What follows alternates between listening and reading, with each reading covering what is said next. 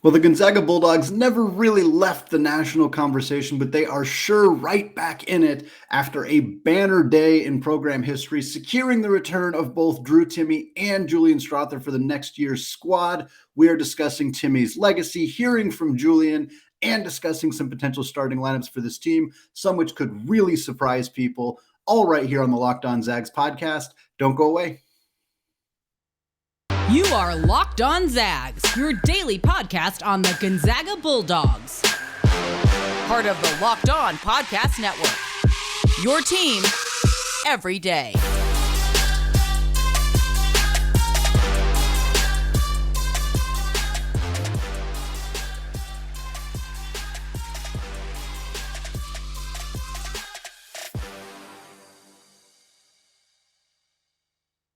What is going on, y'all? Welcome to the Locked On Zags podcast, part of the Locked On Podcast Network, your team every day. I am your host and longtime Gonzaga podcaster, Andy Patton, here to bring you news and updates on all things Zag athletics.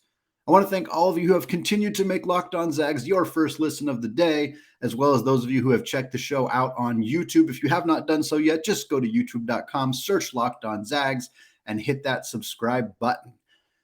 Huge day for the Gonzaga Bulldogs yesterday. I don't think I have ever seen an offseason turn around quite as quickly as it did on Wednesday for the Zags. The start of June has been a great start for Gonzaga basketball. The offseason started out kind of slow. We weren't sure what was going to happen. The only thing we knew for sure was that Chet Holmgren was not going to leave. We found out fairly quickly that Andrew Nembhard was going to declare for the draft and lose his eligibility. At that point, it was either going to be 2 starters out the door or as many as all 5 starters out the door, because Julian Strawther declared for the draft, Drew Timme declared for the draft, Rasir Bolton declared for the draft. The Zags missed out on a couple of their high-profile targets early in the offseason. They missed out on Anthony Black. They missed out on Sky Clark. There were a handful of other guys, Dawes Amack, Johnny Broome. And it was starting to look a little bit, people were getting a little nervous. I know that based on the tone of some of the mailbag questions, just based on interacting with people on Twitter, there was some concern that Gonzaga was going to maybe not be as good or not be as part of the national conversation as much going into next season. They, of course, then landed LSU big man Efton Reed, which I think helped put some people's minds at ease. And then the big news came this week after the NBA draft combine, running right up to the deadline. We talked all about Rasir Bolton and his decision to return to Gonzaga for his 5th and final year of collegiate eligibility. That is all in Tuesday's episode of the podcast, Wednesday's episode of the podcast. Today, we're talking about the 2 other big ones. Julian Strawther, who made his declaration yesterday morning that he was coming back to Gonzaga, and then Drew Timme, who waited until the last possible minute. The showman that Drew Timme is, he had us waiting right up until the deadline to simply tweet in lowercase letters, "I'm back." He pulled a Michael Jordan on us, just wanted everybody to know he's coming back. There was no read.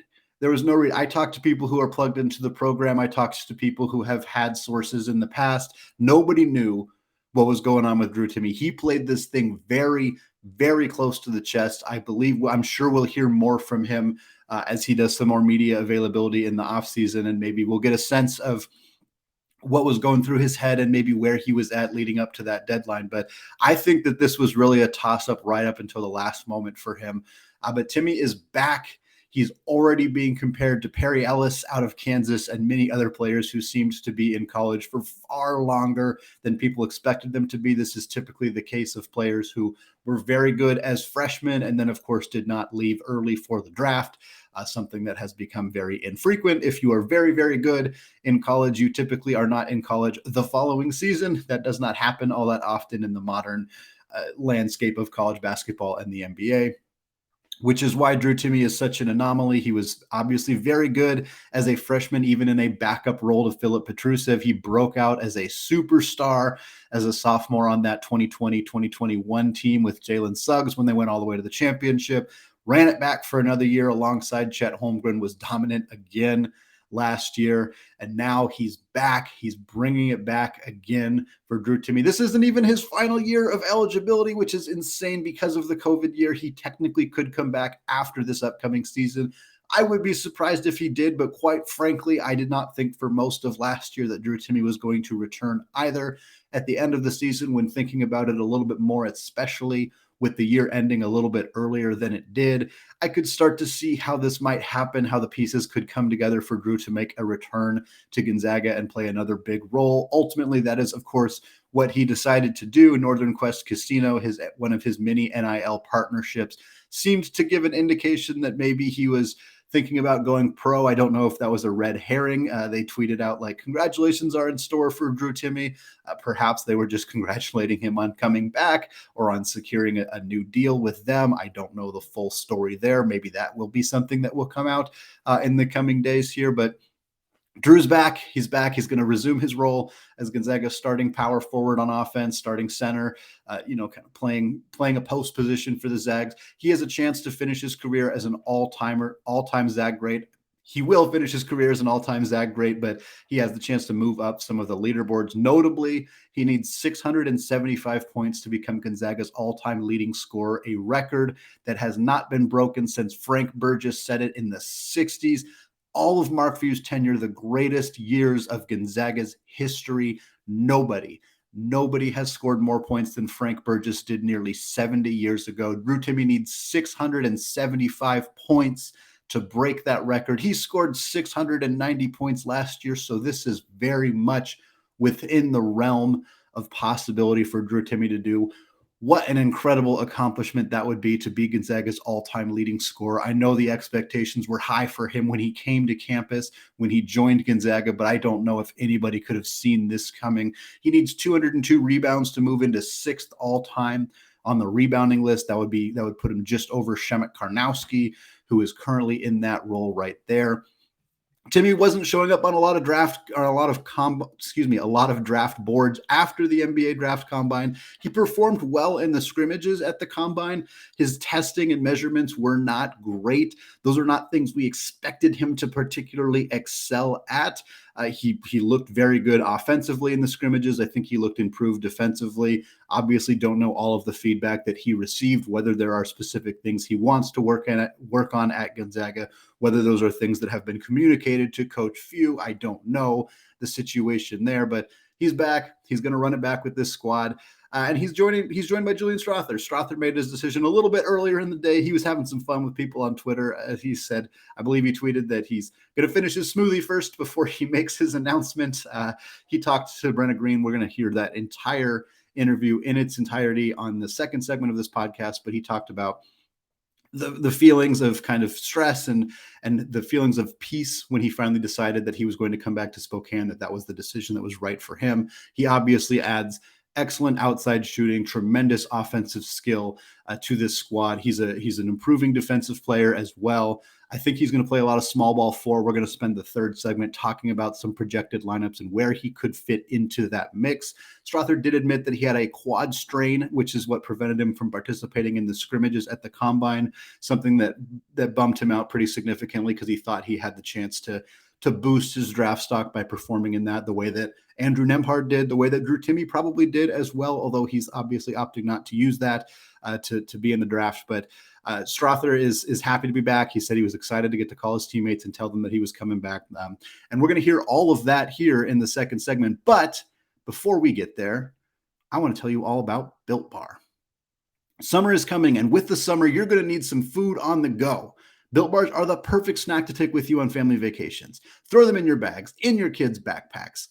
Make sure everyone has a bar so you are fueled for your summer adventures. The best part about Built Bars, they're healthy and delicious. No more sacrificing delicious food for health.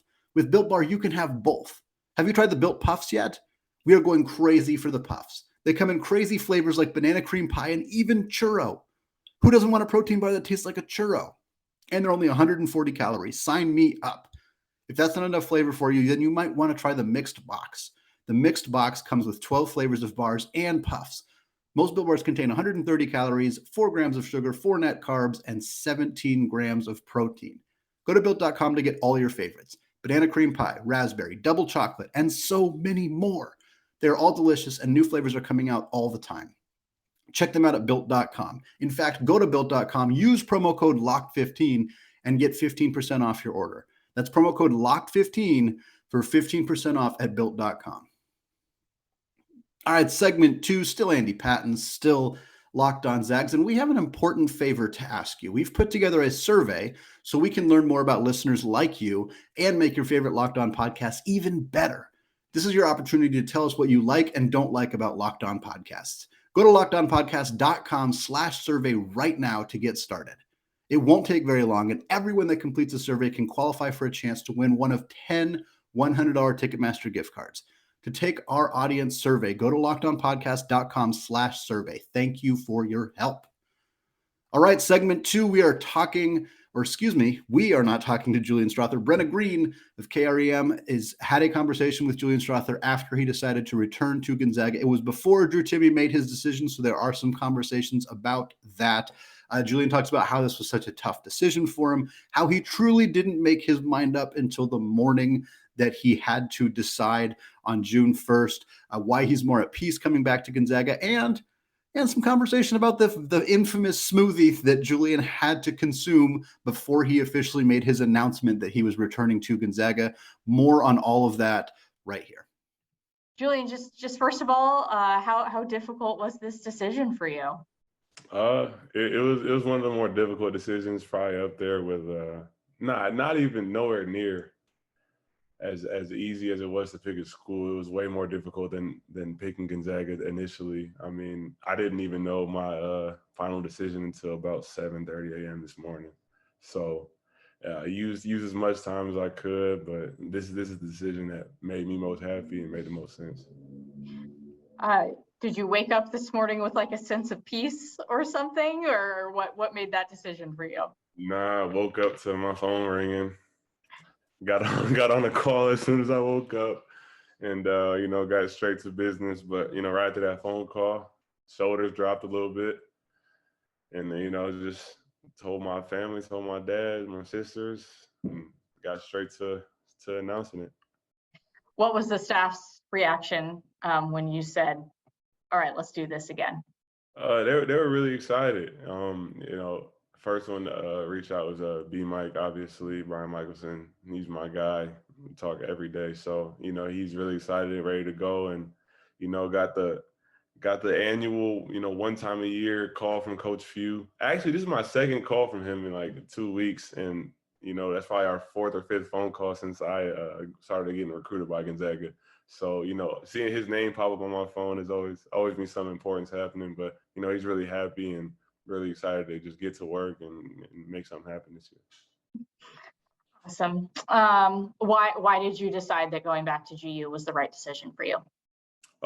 Just the feedback I received and the opportunity that I have to continue to grow on my sophomore campaign and continue to grow as a player physically and mentally. And, obviously the opportunity was there, but I feel like there was a little bit more room for growth and, continuing to improve my draft stock and also just come back to Gonzaga and, go at it again with my brothers and try to get that national championship. Obviously, you don't know the full makeup of this team right now because we're still waiting on one guy, which I'm terrified is going to break while I'm in this interview. So that's going to be fun. We're all watching our phones. I've had a lot of everyone's tweet notifications and everyone's Instagram notifications on it. That's a pro tip right there. But just what are you most excited about this team as you see it, right now? I feel like, this is going to be a really exciting, really fast team. I mean, you look at the makeup of what we have right now, just the guards and even the bigs being really athletic and fast and being able to run up and down the court. And I feel like defensively we'll be a lot more able to guard on the perimeter a lot better than we did last season. And, obviously losing the rim protection from Chet is a hurt, but I feel like we'll be able to defend and, really just play even faster than we have in previous years, which is saying something. What do you want to improve upon the most next year? Just continuing to, expand my role, handling the ball, continuing to, shoot it well. Obviously I want to keep growing as a defender, but the main thing is just, being a leader and, it's here. It's my junior year. It's time to, take a step in the leadership department. So, just being able to lead guys and, be that emotional leader and talk and be there for guys. That's what I want to do. If Drew doesn't return, that's obviously going to be your role on For this sure. team. Sure. How does that feel? It's pretty wild. I feel like these past 2 years have gone by really fast, and to say that I'm a junior and could be one of the more experienced guys in the GU system this upcoming year. I mean, it's pretty crazy, but I'm excited. I mean, this is all you could ask for. Being on one of the best teams in the country and to have that role. I mean, it's all you could ask. How last year ended impact your decision at all? I mean, for sure, left a bad taste in my mouth, especially not only how we finished as a team, but how I did individually left a bad taste in my mouth. I feel like, personally, people remember those last 3 games of my season as a player. And, it just everybody just got to see that. And that was that. So to be able to come back and do it all over again and hopefully finally win that national championship and leave a good taste in people's mouth this time around. Just what was the draft process like for you? It was really good to me. I mean, it's something that you dream of, finally be able to, see yourself go to the NBA combine and be in this process, talk to GMs and be in other teams' facilities. I mean, it's something you dream of. And it was nothing but good to me. I got nothing but great feedback and, nothing that hurt me. And I was able to take all that in the chin and apply it and talk to my family and my agents and make sure that we make the best decision and how to capitalize on the opportunity. So I feel like, going in there and being able to test the draft process was nothing but positive. Yeah. What was just kind of like having to live in limbo these last 2 months of not knowing what you were going to do? The uncertainty was really definitely eating up at me. I mean, I really just didn't like that. I didn't know what was going to happen in the next month or so. And I couldn't, I got the question a million times about how I'm feeling. And I just had to tell them the same thing. I don't know. Like, I genuinely don't know. And then leading up to last night, people still asking me, had to tell them before I went to bed, I don't know what's going to happen tomorrow. So, to finally have that set in stone that I'm, going to be in Spokane 2 weeks and back on the court and getting ready for this season. I mean, it's just finally dropped my shoulders. You decided to sit out of those NBA Combine games. Why did you decide to do that? It was just actually a quad strain that I had got the day before during the testing drill. So woke up that next morning, tried to go, just couldn't do it. So I had to sit out those games, which is really disappointing for me. I was really looking forward to playing in those and seeing the success that Andrew and Drew had in those games. I feel like I could have done the same thing, but it's just how the cookie crumbles and you got to eat it. What's it? What has it been like on Twitter for you the last 24 hours? You were a little bit more vocal than normal for Julian Strawther on there. Yeah. Honestly, I was just having fun. I was just stressed out, so I was like, might as well just try to have a little bit of fun with it, a little bit of comedic relief. I feel like, the 25, 30 minutes that it did last was really fun. And even this morning, waking up, telling everybody, just give me a couple minutes so I could finish my smoothie, which was true. I had to finish my smoothie this morning before I put out the announcement. But it was just, having fun, just being able to interact with people and see what they're talking about. What flavor was the smoothie? Inquiring minds must know. It was a mango smoothie. It was 10 out of 10, 5 stars. All right. Well, there you go. That's very important. Just finally, what's your message to the fans about returning? This year is going to be fun and fast paced, and I hope everybody can keep up because we're going to go off and running. Oh, sorry, I forgot one more thing actually. Just what was the reaction like from your teammates when you announced that? I got on a call with Nolan and Hunter pretty much right after that, and they were really excited to have me back. Just talked to everybody. I talked to Rasir before the fact, before I had actually announced it, and we were just excited to just get back together. I feel like everybody's just really happy that the roster's finally forming. I mean, there's a lot of missing nameplates in the locker room right now, and I feel like to finally fill those up is gonna make everybody feel a lot better, and we're all just happy that we're back. All right. Thanks to Brenna for sharing these audio clips with us here on the Locked On Zags podcast. We're going to close out today's episode with some potential lineups for Gonzaga based on what we currently know on the roster and what we think we might know about the roster coming up, with a few transfers who may make their decision very soon, right after this.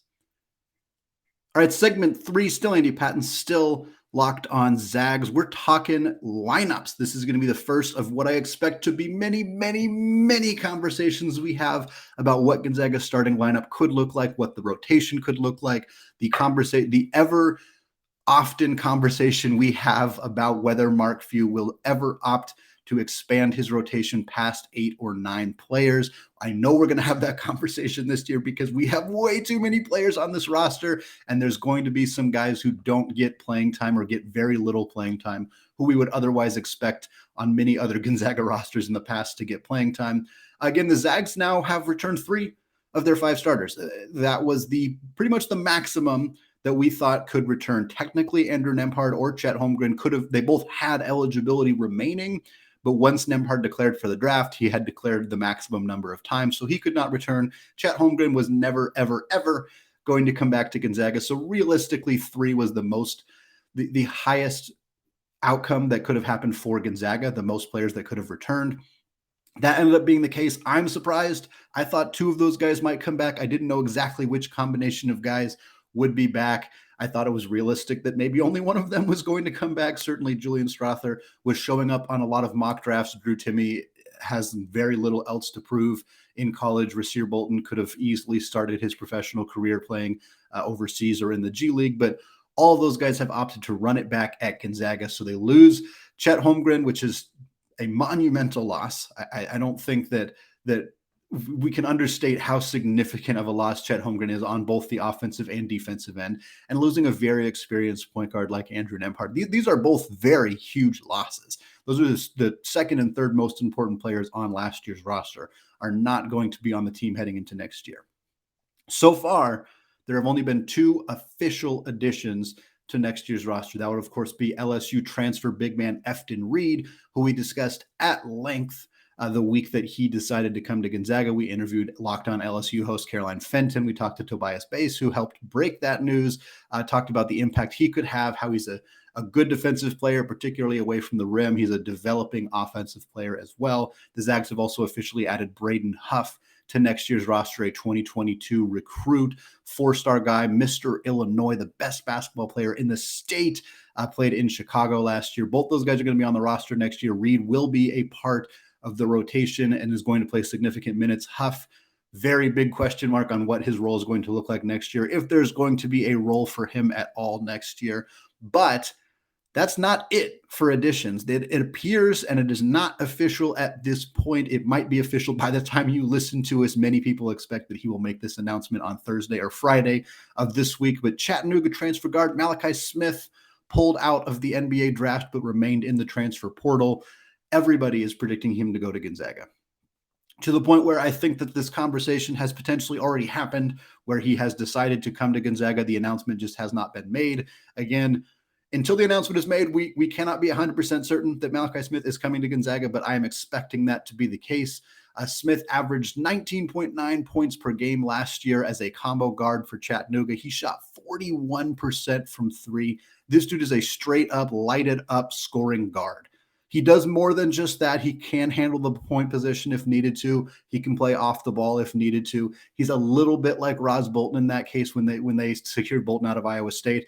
Obviously, Smith is coming from a much smaller school where he's a bit more like Ryan Woolridge in that case, I suppose, where Woolridge was the guy at North Texas.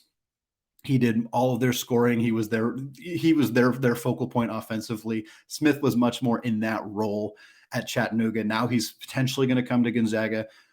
That's a huge add for them. It crowds up an already very crowded guard room with Bolton returning, with Strawther returning, with Dominic Harris, hopefully being healthy next year. There's no reason to believe that he won't be healthy and ready to go next year. And of course, just the 2 5-star guards who were freshmen last year in Hunter Salas and Nolan Hickman. It's an incredibly loaded guard room.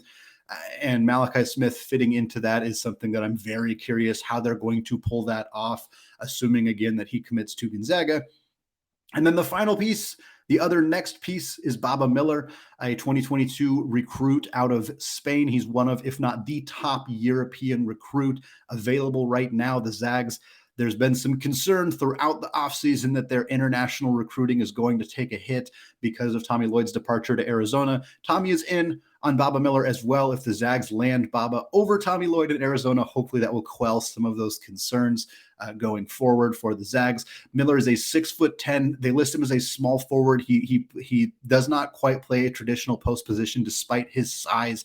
6'10" shooters, 6'10" wings are all the rage in the NBA, and they're an absolute matchup nightmare at the collegiate level. It's part of what made Chet Holmgren so dominant. It's part of what made Paolo Banchero and Jabari Smith from Duke and Auburn so dominant, is that they were big guys who could stretch the floor, who could shoot from the outside, who could handle the basketball, at least in Paolo's case.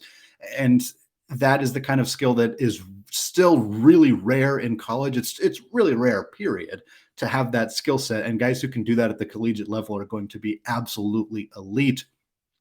The things we don't know about Miller, we don't know how prepared he is. We don't know how raw he's going to be. There's not a lot of data out there on him that is readily available. You can scour the internet. You can find some videos. You can find a couple of write-ups on him. But until we see him in action, it's a little bit tough to know what kind of contributor he's going to be. You look at some of the European guys the Zags have brought over. Some of them have contributed right away.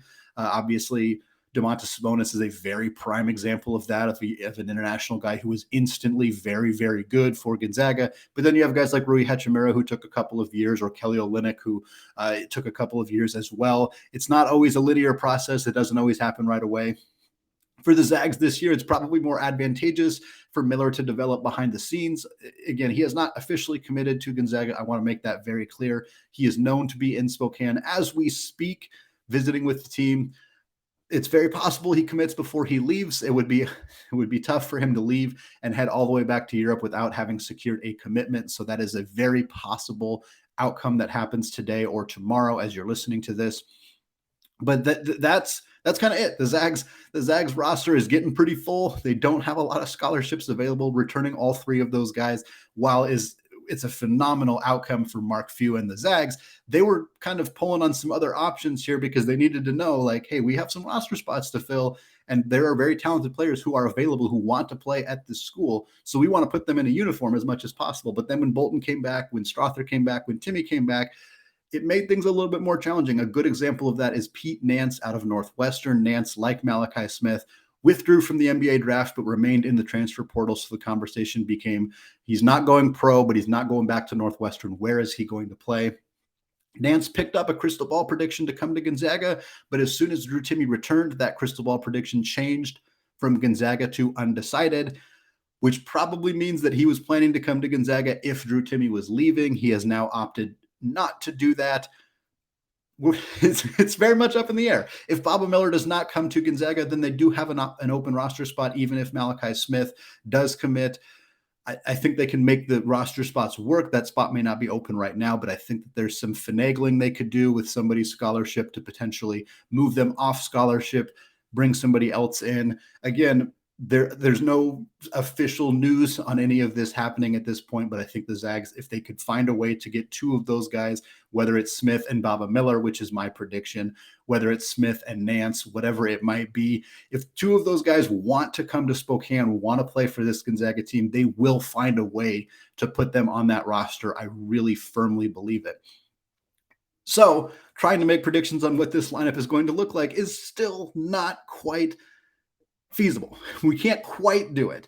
I'm still going to give you some guesses. I'm still going to put out my best predictions because I'm going to do this a lot of times over the next couple of months. So we might as well start it off today, right after the biggest day in Gonzaga offseason history, potentially with the return of both Strawther and Timme. Here's my first pass at a projected starting lineup for next season's roster. Nolan Hickman at the 1, Malachi Smith at the 2, Rasir Bolton at the 3, Julian Strawther at the 4, Drew Timme at the 5. I love this lineup. I think that it's very fun. It's very athletic. It's pretty similar to the style of lineup that Gonzaga ran during the 2020-2021 season, in the sense that they had 2 point guards in Jalen Suggs and Andrew Nembhard. And this year they would have kind of 3 point guards on the floor with Nolan Hickman, Malachi Smith, and Rasir Bolton. Bolton played pretty much exclusively off the ball last year. So I don't know that we can count him as a point guard, but Malachi Smith has handled the ball, can play point guard. Nolan Hickman is, of course, a traditional point guard. So you have three guards. You have a small ball four in Julian Strawther, which kind of replicates the role that Corey Kispert played during that 2020-2021 season. And then, of course, you have Drew Timme at the five. So basically, three traditional guards, one wing, and Drew Timme. That's what that team looked like. And they basically didn't lose any games until the national championship game. So not a bad idea to replicate that. Do I think that Hickman or Malachi Smith are the same as Jalen Suggs and Andrew Nembhard? No, not necessarily, but I think that this team has even more depth beyond that. That would be my starting lineup if, of course, this is presuming Malachi Smith does come to Gonzaga. That leaves the rest of your rotation as Efton Reed, Anton Watson, Hunter Salas, and Dominic Harris. What an incredibly deep bench. Reed's a top 25 prospect in his class who started every game at LSU last year. Anton Watson has been a very, very good rotation player for the Zags for the last 3 seasons. Hunter Salas is a 5-star recruit, the second highest rated recruit in Gonzaga history coming into a sophomore year, coming off the bench. And then Dominic Harris, of course, is a guy we haven't seen enough of yet because of last year's injury, but was a top 60 prospect in his class, is a good defensive player and a good outside shooter. That's a phenomenal 9-man rotation, and that's 9 dudes. Mark Few doesn't like to play 9 dudes, so one of those guys might not even make the cut to play significant minutes for this team next year. And that's not including Ben Gregg, who's coming into his 3rd collegiate season, although he will be a sophomore. That's not including Caden Perry, whose injury situation is very up in the air right now, but if he's healthy, he's a guy who can obviously play at this level. That's not including Braden Huff, a 4-star recruit, and that's not including Baba Miller if he were to come to Gonzaga as well. So this team is going to be extraordinarily deep. Whether or not Malachi Smith and Baba Miller commit to Gonzaga, if they do, this team is absolutely stacked. If they don't, they're still pretty stacked. They're still going to be in pretty darn good shape with the guys that they have right now. Then they'll have a couple open scholarship spots to go out and pursue other, or at least they'll have one open scholarship spot to go out and pursue options if for some reason Smith and or Miller do not come to Spokane. We're going to talk a lot more about this team's strengths, about this team's weaknesses, and frankly, on Friday's episode, should this team be the number 1 ranked team in the country? Houston returned some really, really significant players. Kansas lost a lot of players, but also gained a lot of very talented players from last year's roster. Of course, Arkansas has been in that conversation throughout the offseason as well. But now, with Drew Timme coming back, with Julian Strawther coming back, Gonzaga has to be a part of that conversation at the very least as a top 5 team. That is the primary topic for Friday's episode. We're going to talk about that right here on the Locked On Zags podcast, which is available wherever you get your podcasts and, of course, available on YouTube as well. Finally, thank you again for making Locked On Zags your first listen of the day. Make sure you go check out the Locked On NBA Big Board. Host Rafael Barlow from NBA Draft Junkies and author of the NBA Big Board newsletter is joined by Richard Stamen, Sam Ferris, and Leif Thulin, giving fans an in-depth look into the NBA draft, mock draft, player rankings, and, of course, big boards. It's free and available wherever you get podcasts. All right, thank you all for listening, and go Zags.